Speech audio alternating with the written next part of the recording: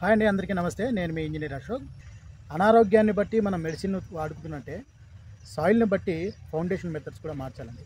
చాలా మన రెండు తెలుగు రాష్ట్రాల్లో నేను బాగా గమనించింది, ఇప్పుడు ఇల్లు కట్టుకుంటున్నాము, ఫౌండేషన్ ఎలా వేశారు అని అంటే ఫస్ట్ 5 ఫీట్లకు 5 ఫీట్లు లేదా 4x4 ఒకటి గుంత తీయడము, 1 ఫీట్ డెప్త్ కాంక్రీట్ వేయడము, దాని మీద కాలం వేయడము, ఇదే జరుగుతుంది వేస్తున్నాము. సో మన తెలుగు రాష్ట్రాల్లో మోర్ ఓవర్ చాలా వరకు హౌస్ కన్స్ట్రక్షన్లో జరిగేటువంటి రొటీన్ ప్యాటర్న్ ఇది.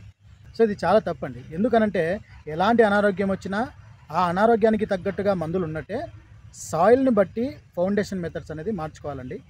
ఇది చాలా ఇంపార్టెంట్. ఎందుకనంటే ఒక టైప్ ఆఫ్ సాయిల్కు ఇంకొక టైప్ ఆఫ్ ఫౌండేషను పనిచేయదు. స్ట్రాంగ్ ఫౌండేషన్ ఉంటేనే బిల్డింగ్ స్ట్రాంగ్గా ఉంటుంది, లైఫ్ ఉంటుంది. రూపాయలు ఖర్చు చేసి కట్టుకునేటువంటి మీ ఇంటిని ఫౌండేషన్లో మిస్టేక్ చేసి నష్టాల పాలు కావద్దు.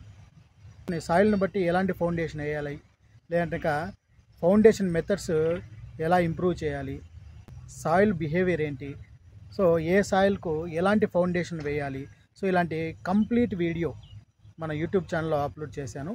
లింక్ డిస్క్రిప్షన్లో ఉంది, ఇప్పుడే వెళ్ళి చూసేయండి.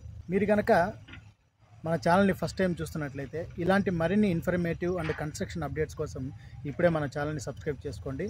అలాగే ఫ్రెండ్స్ అండ్ ఫ్యామిలీతో షేర్ చేయండి. Thank you.